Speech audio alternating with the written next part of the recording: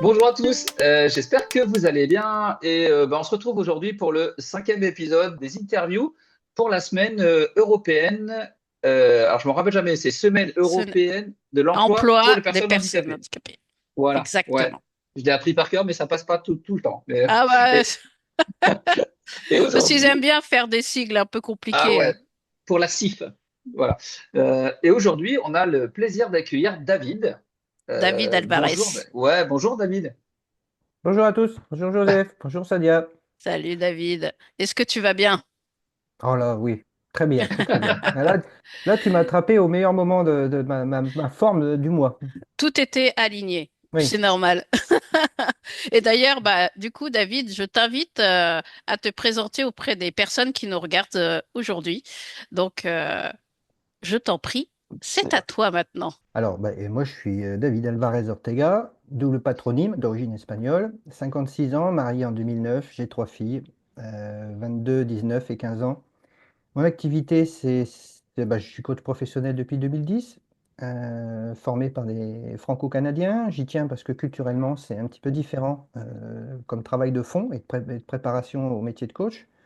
Je suis formé aussi en Belgique sur l'accompagnement des profils atypiques. On y reviendra un petit peu après.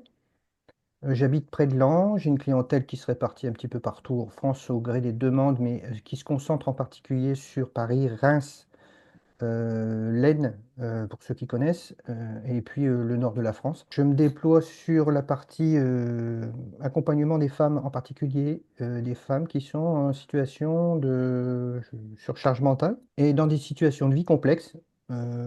Pour résumer, on part du chaos, il n'y a rien qui va, tout va de travers, et puis on rétablit en quelques mois une situation d'équilibre. C'est en commençant par aborder la question qui es-tu? Et pour permettre à à la personne aussi de trouver sa place. Et c'est là où tout en fait se passe, Mm, mm, mm. savoir qui je suis et où j'ai envie d'être. Être, Ouais, important, ouais, être.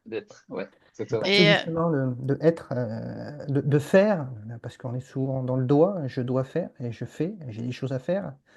Ah oui, mais je suis qui et qu'est-ce que j'ai envie d'être? Voilà, je trouve ça beaucoup plus important encore. tu disais, David, juste avant, que justement, t'accompagnes aussi les personnes qui sont dites neuroatypiques. Pourquoi tu t'es spécialisé un peu dans ce domaine? Parce que j'ai vécu l'effet que ça avait fait sur moi. En fait, dès que j'en ai pris conscience, que j'ai été informé, j'ai été préparé à savoir de quoi il s'agit, Mm, lever les idées reçues, les mythes, les légendes, Mm. j'ose dire même les légendes sur le sujet, démystifier un petit peu tout ça. Et puis surtout, j'ai voulu savoir très vite quoi en faire. Dire, ok, je sais ce qui se passe, de quoi on parle, je sais qui je suis concerné, je sais jusqu'à quel point. Maintenant, je fais comment? Est-ce que ma vie m'a changé? Je commence par quoi? C'était assez confus, hein. En fait, je suis mm, passé mm, du mm. chaos à la confusion. Mm.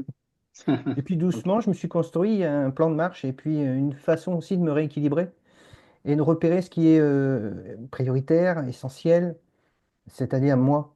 C'est-à-dire que on part du principe que ce qu'on constate depuis toujours, c'est que les HP ont un problème majeur, c'est l'estime de soi zéro. Et je me suis concentré d'abord sur pour commencer le travail sur ce point-là en particulier.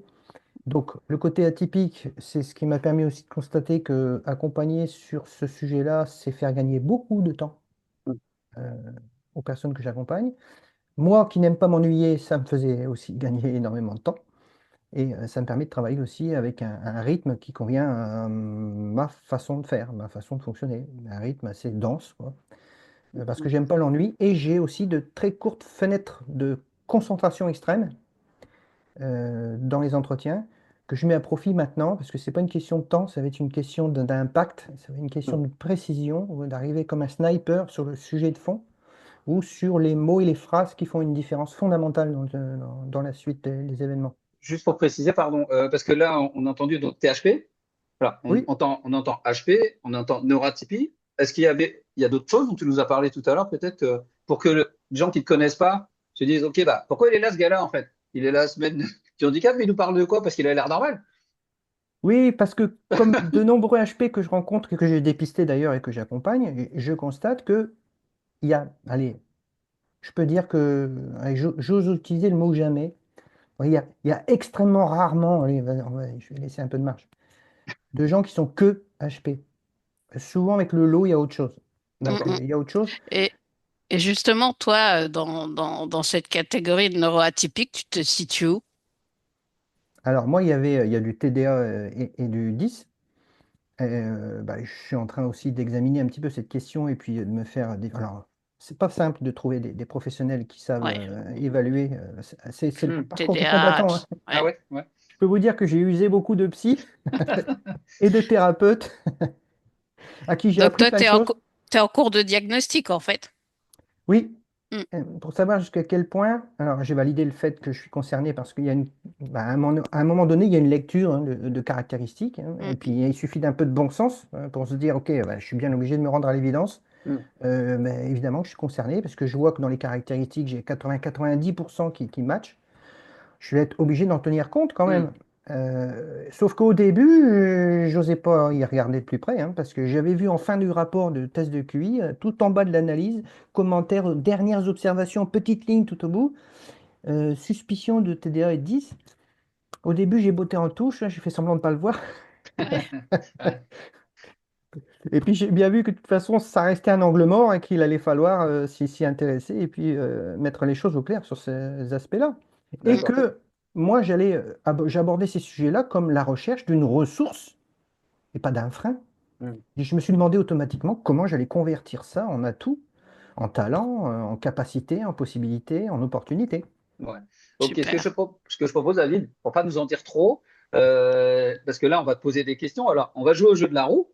Donc, le jeu de la roue, on va peut-être, il y a peut-être Alors, Sadia, tu as préparé des petites questions comme ça. Euh, et du coup, ce que je te propose, je vais faire tourner la roue et puis tu as trois minutes ou un peu plus pour nous dire, de nous répondre à ces questions-là. OK? Ok, Alors, allez, on est parti. Donc, vous me direz hein, quand vous voyez bien la roue, hop, je fais le partage. Est-ce que c'est bon pour la roue? voilà, Parfait. Super. super. Super. Allez, on est parti. Allez, hop, on tourne la roue. Alors, première question. Ah, est-ce que le statut d'indépendant t'offre plus de liberté que celui de salarié? Je dirais que c'est pas les mêmes libertés, mais on peut être tenté de dire que oui, à plus Ah, de liberté de choix, d'autonomie, de Ouais. déplacement, mm, de mm, gestion mm, de l'emploi du temps. Enfin, effectivement, oui, il y a une série effectivement de libertés. On devient le centre de décision, hein, on Ouais. délègue moins de choses, mm. et ça peut être considéré comme une forme de liberté, d'autonomie, D'accord. d'indépendance, oui. On peut associer ça à de la liberté. Bon, après, on peut faire des cafés philo là-dessus, hein. La notion de Non, non, c'est liberté, sûr, mais par rapport justement aujourd'hui, maintenant que tu sais que voilà, t'es neuroatypique, est-ce que justement le fait d'être indépendant, ça t'a soulagé quelque part d'être moins dans un cadre de salariat où justement cette expression de toi ne pouvait peut-être pas s'expanser, je sais pas. Ça a un peu, ça a un peu mis le foutoir quand même, hein, parce que ça m'a confronté à moi-même Ouais. Hmm. et mes tendances à me disperser, hein. Mm, Je l'ai entendu des milliards de fois, ça, dans ma vie. Tu te disperses, ça part dans tous les sens, tu vas dans tous les sens. Donc, Hmm. effectivement, l'entrepreneuriat, ça m'a mis aux premières lignes Hmm. de ce travers-là. Et puis, cette incapacité. Alors, moi, j'ai cru que c'était un défaut au départ, l'incapacité à m'organiser, à prioriser, Hmm. l'incapacité à tout simplement se concentrer longtemps mm, sur quelque mm. chose. Bon, tout ça, ça m'a desservi dans l'entrepreneuriat. L'absence de cadre. Et Ouais. c'est pour ça que, effectivement, le salariat, ça peut être utile à ça. Sauf que pour compenser cette absence de cadre quand on est indépendant, il faut savoir s'entourer. Voilà, il faut savoir avoir déléguer déjà, déléguer des tâches au début, peut-être à titre gratuit ou sous forme de deal avec des personnes compétentes de l'entourage. Et moi, j'ai dû comparer, enfin repérer des personnes de mon entourage qui ont des talents particuliers et qui ont su m'apporter du cadre, et des limites. Alors, ces D'accord. limites-là, ça a été salvateur pour moi, parce que ben, ça m'a permis de ne pas avoir à y penser, justement. Hmm. Ouais. Ah, c'est hyper intéressant. Ok, super. Merci. C'est bien parce que du coup, les personnes justement qui pourraient être comme toi, comme nous, à se disperser. Ce que tu dis, c'est hyper important justement d'entendre ça. C'est que tu as dû t'organiser, tu as dû compenser différemment. Et comme tu disais, tu te disperses. Donc, toi, c'est pas l'organisation, mais du coup, tu as délégué ça à d'autres personnes pour te concentrer sur ce que tu étais toi, en fait. On parlait d'être, de revenir à ton être, en fait. Je me suis entouré de personnes qui ont aussi du tact. C'est-à-dire Mm. que Mm. des personnes qui comprennent qui je suis, comment je fonctionne, et donc qui Ouais. savent me donner des consignes et des instructions sans que j'ai l'impression qu'on empiète sur ma Mm. liberté. Ouais, c'est important la liberté, ouais, c'est clair. Mm, mm, mm, mm. Donc, effectivement, ça ne peut pas être n'importe qui hein, Mm. qui vienne me dire, ben voilà, les limites, jusqu'où tu peux aller, ce qu'il faut faire, là tu peux pas, bon, et avec qui je ressens, qui a un profond respect de Mm. mon envie de, ben ouais, je le fais si je veux, je vais le faire probablement, peut-être, on va voir, mais donne-moi les limites et je vais voir ce que je vais faire avec ça. Mm. Puis la plupart du temps, en fait, je m'aperçois avec une petite dose de bon sens que ce qu'on me transmet c'est quand même quelqu'un qui sait ce qu'il dit, qui a Mm. un niveau d'expertise suffisant pour que je lui fasse confiance et puis que je ressente cette autorisation. Voilà, je m'autorise à. Ouais, ouais, ouais, je vais adhérer à cette Mm. consigne, je vais adhérer à cette limite, à ce cadre, parce que le résultat, il est là, quoi. Ouais, super. Donc, et je me sens pour autant libre aussi de me dire, bon, je peux faire autrement si je veux, sauf que si je fais autrement, c'est le bazar. Donc, Mm. Mm, je mm, vais mm. faire confiance aux consignes. Ouais, ça veut dire Super. que tu te connais aussi. Ouais. Oui, ça suppose aussi que je Mm. me connaisse. Bon, je suis allé à ma rencontre un petit peu avant quand même. Ouais, ouais, ouais, ouais. Euh, Au début de ma carrière d'entrepreneur, c'était à l'improvisation, hein. Donc ça a fait vraiment des pics Mm. et des chutes d'activité, hein. C'était pas très régulier, pas du tout même. Puis j'ai eu même de profondes remises en question. J'ai eu aussi des années blanches, hein. J'ai eu une Mm. année blanche où voilà, j'étais juste KO. Je savais plus quoi faire, comment m'y prendre. Jusqu'à ce que je décide justement de bien m'entourer, de Mm. m'adresser à des personnes avec qui j'allais pouvoir déléguer certaines fonctions que je me sentais incapable de résoudre, de faire face. Ok. Ok, ok, super, super. Merci, David. Eh bien, David, je te propose qu'on passe à la deuxième question. Alors, David, que recherches-tu concrètement dans le fait de finaliser tes diagnostics face au TDAH, à la dyslexie et au haut potentiel? Pardon. Euh, Ajuster un peu mon dialogue avec moi-même et puis ma relation à moi-même, c'est-à-dire que laisser tomber complètement le syndrome de l'imposteur, le sentiment de culpabilité, à ne pas faire bien, à ne pas y arriver, à être victime de ce désordre mental perpétuel, voilà, à être juste rassuré sur le fait que j'ai affaire à une particularité, que je suis ni con, ni fou, ni malade, que ce n'est pas quelque chose qu'on m'a enlevé, Mm. c'est quelque chose que j'ai en plus et dont je ne sais pas Mm. quoi faire. Donc j'aborde le sujet très positivement pour savoir, tiens, qu'est-ce que je vais pouvoir optimiser dans ma façon d'agir, dans ma façon d'accompagner, grâce à ce TDA. Mm. Pareil, grâce à cette dyslexie, dysprasie ou dys autre chose, qu'est-ce que je vais pouvoir mettre en œuvre, mettre en lumière, mettre en avant, ou je vais pouvoir témoigner aussi peut-être grâce à ça. Donc, c'est pas une maladie, en fait. Alors pour moi, non, je n'ai pas du tout cette perception-là. Mm.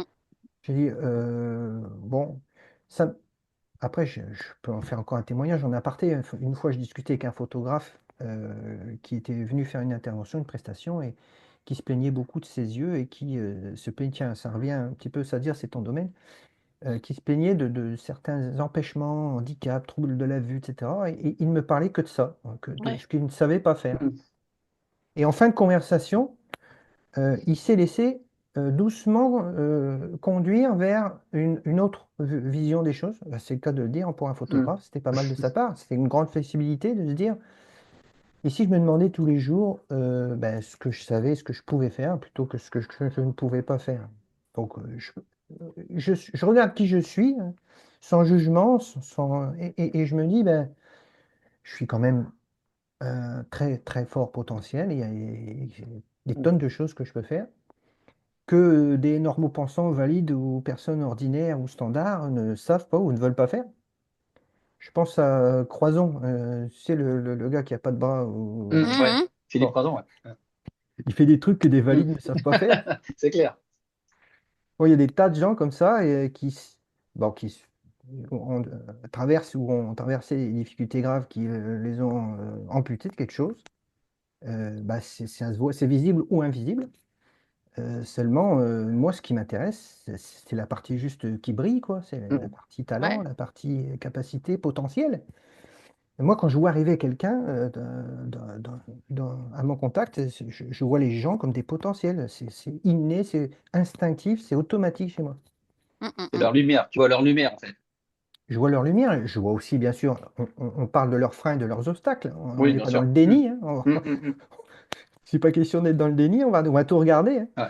Ouais. Mais et se concentrer surtout sur ce qui va leur servir Le, davantage. Et le pas, tremplin, ouais, ouais. ouais. Mm. Alors, Continue. oui, Non? on est dans notre On peut lancée, on est faire une. bien là. Ah, Ouais. on peut y aller là, on est bien. Puis David, il nous dit que des trucs intéressants, donc allons-y, hein. Bah oui. C'est chouette le principe de la roue, hein. C'est Ah, un truc qui avance, j'aime ça. alors, quels conseils donnerais-tu aux entreprises pour mieux intégrer des personnes qui fonctionnent justement de manière différente? Bah, restez pas tout seul avec vos questions, faites-vous aider, informez-vous, faites-vous accompagner, euh, soyez curieux, prenez connaissance de cette chance que vous pourriez avoir d'accueillir quelqu'un qui a, si la personne, vous lui permettez de trouver sa place, parce que Mm. tout est là en fait, Ouais. tout est une question de trouver sa place, hein. Qui que tu sois, dans quel état que tu sois, quelles que soient tes limites, tu as des potentiels et des possibilités et tu as une place à prendre. Donc ça, j'en suis intimement convaincu. J'ai fait aussi de l'accompagnement retour à l'emploi et j'ai un exemple de vie marquante aussi à ce sujet-là. Mm. Si je peux le citer face à une Vas-y, dame. vas-y, vas-y. Bien sûr. Bon, franchement, j'ai fait un peu de bénévolat parce que je pouvais me le permettre pour la mission locale de lieu où j'habite. Et puis, on réunissait les gens. Je leur ai dit, voilà, moi, je vous propose un programme de retour à l'emploi spécial, hors norme, jamais vu. Vous ne connaissez pas. Est-ce que vous êtes prêts à vous jeter dans l'aventure? Ça fait longtemps que vous êtes dans les couloirs de la mission locale. Vous errez là, entre Pôle emploi et les aides multiples. Et puis, Mm. ça ne marche jamais. Il n'y a rien qui prend. Et là, vous êtes là depuis longtemps. Et dans l'eau, il y avait une dame qui cumulait vraiment tous les freins au niveau de l'image, sociale, etc. Alors, je vais être un peu trash, hein, pardon, mais moi, j'ai rien contre tout ça, hein. Mais elle était petite, grosse, maman isolée avec deux enfants, musulmane, voilée. Hmm. Mm. Donc, habitant un quartier populaire, bon, très mal vu dans sa ville. Et alors là, il y avait on l'a mis le feuille là, mais c'était Oui, juste oui, c'est ça. impossible. Tous les critères de Ouais. discrimination. Mm. Bon, tous les Mm, critères mm. de discrimination étaient là. Donc, du coup, ben, ça faisait des années qu'elle cherchait du travail et puis qu'elle errait dans les couloirs des missions locales. Personne ne savait quoi en faire et comment Mm. s'y prendre. Et puis, ben, après 8 mois d'accompagnement, ben, elle avait trouvé un premier emploi. Et puis, 6 mois plus tard, elle se mettait à son compte. Ah oui. Excellent.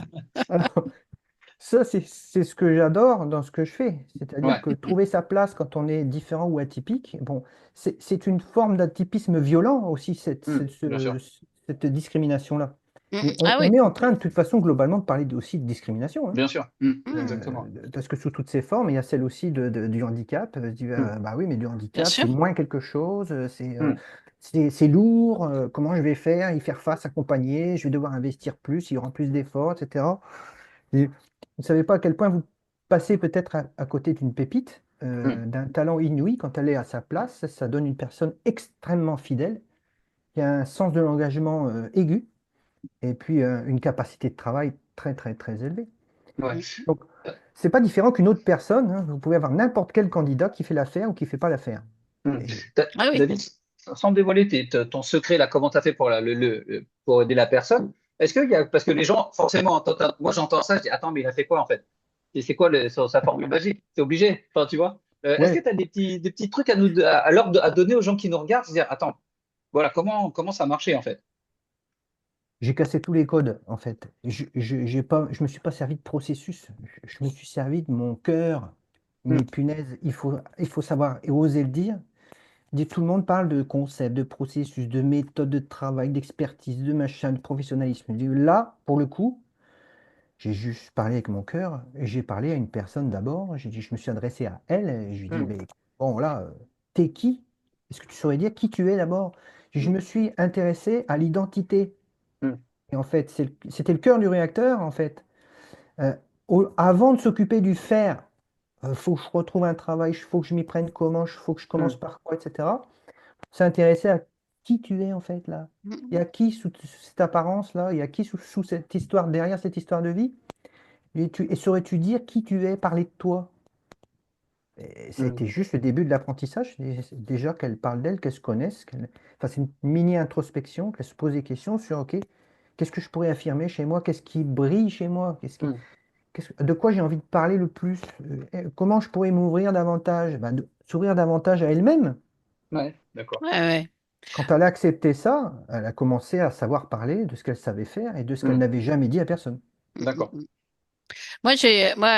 J'ai juste un petit truc à rajouter, c'est que, en fait, ta position, de ce que j'entends et de ce que je comprends quand tu accompagnes les personnes, tu te mets en position de leader, avec du leadership et en mettant en avant, en fait, toujours, toujours, toujours la personne sur sa zone de génie.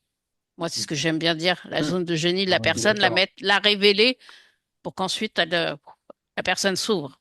Mm. c'est tout C'est à fait ça. ça. Exactement. Après, bien sûr, dans le processus, on me laisse se mettre en place, mais il y a des Mm, méthodologies, évidemment, Mm. du savoir-faire, et puis de l'expérience qui fait que voilà, ça doit mener logiquement, sauf s'il y a résistance ou déni ou Mm. pathologie particulière, bien sûr. ça mène de toute façon déjà à des initiatives qui portent leurs fruits, puisque c'est basé sur les capacités, le talent Mm. et la confiance. Ouais, c'est important. Ouais. C'est important. Merci, David. Merci, David. Allez, eh ben, on peut en faire une petite dernière là, Allez, si ça vous va, David, ça te va? Ah ouais, nickel, je m'amuse. Allez. Ouais, tant qu'on fait la roue, on y va. Oui, oui, je suis bien avec vous. Ah, bah, super. La Et nous bonne aussi. compagnie. Ouais, on est heureux de te recevoir. ouais. Hop. Alors, comment décrirais-tu le fait d'être différent dans un milieu professionnel standard En tout cas, qui s'est standardisé. ou qui Parce s'est que, standardisé? Hmm. ouais. Ben, le premier terme qui me vient, c'est oups. Ok. Et la phrase qui me vient tout de suite après, c'est qu'est-ce que je fous là, quoi? Ouais, Tu sais, c'est l'histoire du poisson d'eau de mer dans un aquarium d'eau douce, hein. Ouais, ouais. ouais. Je suis a priori dans le bon milieu, je suis dans la flotte, donc ça devrait le faire. Bon, je suis un poisson, ben, normalement, je suis dans mon milieu naturel. Et puis, ben, finalement, à la longue, on s'aperçoit que ben, j'ai mal au dos, j'ai un truc qui gratte, Hmm. ma santé se dégrade, mon moral n'est pas bon. Je ne sais pas ce qui se passe, mais je me sens pas bien. Ouais. Mm. Je me sens pas bien là-dedans, mais pourtant je suis un poisson et je suis dans l'eau, ça va pas. Il y a un changement de bocal à faire. En fait, je serais bien mieux dans mon milieu naturel, hein. Faut que je sois parmi les miens, parmi mes pairs. Mm. Ouais. Je dis, c'est pas du sectarisme, hein. Ouais. C'est pas de l'élitisme non plus. Il n'y a pas les intelligents et les cons, hein. On n'est pas du tout là-dedans. Hmm. On est dans ben, mon environnement, c'est quoi? Mm. Je me sens bien où? Avec qui? Forcément, je me sens bien avec. Déjà, je me sens normal parmi mes pairs, Hmm. PAIRE. Ouais. S. Et du coup, justement, par rapport bon, à cette société qui veut être standardisée avec un cadre, tout le monde dans une case, etc., comment toi, tu te détaches de ça? Alors, se détacher, je suis pas sûr D'une de comprendre. certaine, enfin, quand je dis de se détacher, c'est pas complètement parce qu'on a besoin de la société, mais Hmm. comment, peut-être la question est peut-être mal formulée, mais comment tu vis au mieux avec ce contraste? Franchement, honnêtement, ça veut dire que je le vis pas. Ouais. Je reste pas. Hmm. Hmm. J'ai une énorme capacité d'adaptation. Ça m'a permis aussi de me retrouver des fois dans des situations hein, qui ne me ressemblent pas, en fait, qui sont naturellement pas mon milieu naturel, hein. Hmm, hmm, hmm. Je résiste un peu parce que j'ai une énorme capacité d'adaptation. Hmm. Puis après, j'ai le besoin financier, de gagner de l'argent, d'entretenir mon niveau de vie, de me mettre en sécurité. Et au bout d'un certain temps, ça ne tient, mais même ça, ça ne tient plus à l'envie d'être dans le bon endroit au bon moment, faire ce que je veux avec les gens que j'ai choisis. Hmm. C'est un luxe, attention, je parle de quelque Ah chose oui. Ouais. d'extrêmement privilégié, de se dire, de choisir, de prendre ce risque-là, de se dire, je gagne 8 000 balles par mois, mais je travaille avec des gens toxiques, Hmm. barrés, trop de règlements, que des processus. Il n'y a pas d'âme, il n'y a pas de cœur, il n'y a pas d'envie, il n'y a pas de motivation. Et je gagne très très très bien ma vie. Et combien de temps ça peut durer comme ça? Je vais craquer quand? Ben, à un moment donné, ça ne va pas tenir. Mhm. Donc, comment me sortir de là? Ben voilà, en fait, moi je fais tout mon possible pour pas y aller dans ces milieux-là. C'est trop standardisé, trop protocolaire, trop processus. Et je m'en vais. Je reste pas. Ouais. C'est un peu cette idée de, on disait, tu sais, on n'est pas forcément handicapé, on est dans une situation qui nous met En en situation handicap. de handicap, ouais. Ouais, c'est ça, et c'est ce que tu disais, c'est-à-dire que plutôt que de rester dans une situation, dans une entreprise où tu es en handicap, où eh ben, du coup, tu préfères partir pour que ça soit juste. Tu parlais de la justesse. En fait, aujourd'hui, tu pars parce que c'est plus juste, en fait. Tu sais, on a toujours cette notion de justesse, euh, jusqu'où tu peux tenir, en fait, et est-ce que tu as envie de tenir? J'ai eu la chance de... Bon, je suis un type sensible, hyper sensible, hein, émotif, timide, ça se voit pas à l'écran. J'ai travaillé, j'étais comédien pendant 4 ans et demi, intermittent du Ah spectacle. J'ai travaillé sur le sujet, mais je suis sensible au milieu. Je suis oui. très très sensible au milieu. Et j'ai eu la chance de côtoyer le ProPara à Montpellier, qui est un gros centre de rééducation pour handicapés moteurs multiples.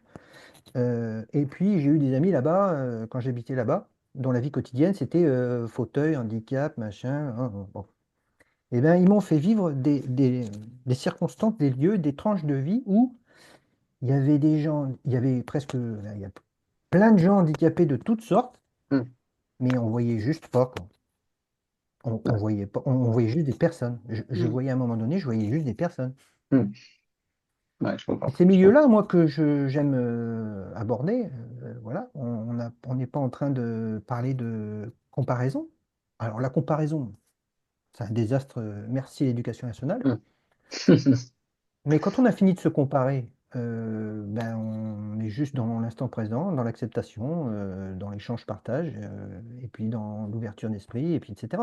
Tout ça, ça permet. C'est des termes un peu, on entend un peu partout, hein, c'est qui peuvent être perçus comme des mots un peu galvaudés, mais moi, Ouais. ça me tient à cœur. Il y a des endroits et des circonstances et des lieux, hein, on parlait d'environnement, ben, où ouais, il fait bon de se trouver. Mm. Ben, Ouais. moi, Ouais. je les cherche, je les détecte, je les cherche. Et puis quand je trouve un lieu où je me sens bien, où je vois cet état d'esprit-là, ben, j'y vais, hein. Ok. Je suis tout bête, moi, tu sais, je suis ras des pâquerettes. Ah, des fois, c'est bien, hein. Des fois, c'est Non, bien. non, mais oui, oui. Mais en même Ok. temps, c'est faire au plus simple, hein. C'est Ouais. juste qu'on prend la tête parce que Mm. finalement, les choses les plus simples, ce sont les plus saines. Et c'est là où on s'épanouit le plus. Moi, quand je Exactement. rencontre ou quand je détecte quelqu'un de plus fort, plus compétent que moi, je ne lâche plus, hein. Mm. Mm. Je Ouais. m'en imprègne, je le côtoie, je m'en inspire, je le questionne. Je modélise les choses, en fait. Mm. Mm. Ok. Ok, super. Merci beaucoup. Merci, merci David. Eh ben, on arrive déjà à la fin de notre interview. J'ai pas vu le temps passer. J'ai l'impression qu'on a commencé il y a 10 minutes, mais parce que c'était super chouette. Bien, David, du coup, bah, moi, je t'invite à parler de ton actualité, mais surtout, où est-ce qu'on peut te trouver, voilà, quels sont tes programmes, si tu as des programmes d'accompagnement, parce on a bien compris quelles étaient tes spécificités.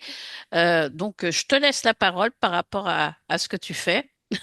Ah, c'est ben, 3 programmes pour résumer, hein. En fait, c'est soit dans une histoire de vie, il y a un changement de cap à faire. Changement de métier, changement de situation, changement de lieu, changement de prise de décision, un choix difficile, changement de cap. Donc c'est une première formule d'accompagnement de 3 mois. Ensuite, il y a une autre formule d'accompagnement de 6 mois à 1 an, c'est changement de vie. Mm. D'accord. Il y a quelque chose de plus conséquent parce que tous les registres sont touchés. C'est un peu le chaos, c'est le désordre, c'est l'incertitude, perte de confiance. On en est à 2 ou 3 burn-out, ça va pas, il y a surcharge. On a abusé de soi trop longtemps. Hmm. Et il est temps de se retrouver et puis de changer la donne et de réécrire la suite. Donc c'est un accompagnement un peu plus ambitieux. Euh, et puis il y a le big one. Euh, Sympa là. le reset total. Là, on opère le cerveau. On va refaire la carte mentale. Donc là, on part en voyage, on part en séminaire, on va faire de la plongée thérapeutique. Ah oui. Hein, on va faire des immersions, on va faire de la danse thérapeutique, on va faire du théâtre, on va faire du sport intense, on va faire de la méditation, des soins du corps, donc plus les voyages et les déplacements. Voilà, c'est Mm, mm, mm, la mm. grosse transformation. Ok. Et où est-ce qu'on peut se trouver du coup sur les réseaux? Alors essentiellement déjà Calendly, parce que ça commence par une discussion, un échange de 30 minutes autour d'un café, ou vidéo café. D'accord, mais sur ton Mais site, du coup, on va chercher ça. T'as sur ton ouais, site bah, internet, non? ouais, Mm. bon, on me trouve sur LinkedIn, on me trouve sur Facebook. J'ai aussi plusieurs Oui. profils, donc plusieurs pages sur Facebook. Il y a Douance, il y a France Douance sur Facebook, Mm. consacrée en particulier sur les échanges autour de la douance. Ouais, d'accord. Ok. Et Bah, puis il y a Femmes de ménage aussi. du coup, on mettra en fait toutes tes infos, on les partagera dans la description de la vidéo. Ouais, exactement. Comme ça, les gens pourront directement te contacter personnellement et voir un petit peu tes profils aussi sur LinkedIn et Facebook. Alors, j'ai une conférence sur la douance, mythe et réalité, clé en main, qui est Ah, toute prête aussi si quelqu'un est intéressé pour y assister ou pour me demander d'aller l'animer quelque part. Je suis complètement prêt. J'ai animé quelques années à Reims, donc ça, c'est tout à fait prêt. Ça consiste à décrire un petit peu la situation et la réalité concernant ces choses qui se disent au hmm, sujet Mm. de ces phénomènes-là. ok. Ça Et, englobe aussi toute et la cette neuroatypie. conférence est en Ouais, présentiel et en distanciel aussi, ou c'est que en présentiel? Alors, c'est que en présentiel. D'accord, parfait. d'accord. Bon, bah, Merci top. beaucoup. Eh ben, Super. on va vous quitter sur cette dernière conférence. On vous remercie d'avoir été là. Merci beaucoup, David, d'avoir accepté notre invitation. Merci Joseph, merci Sadia pour cette magnifique Merci à initiative. toi. N'hésitez pas à commenter la vidéo et à la partager à fond. Et puis nous, Exactement. on se retrouve pour une prochaine interview. Donc, ça doit Ouais. être la numéro 6 C'est la après. 6. Ouais, c'est la Ouais. sixième. C'est la sixième. Et Et, donc avec de nouvelles personnes. exactement. À bientôt. À Oui, bientôt. avec plaisir. Je vous embrasse. Ciao, merci. Au revoir.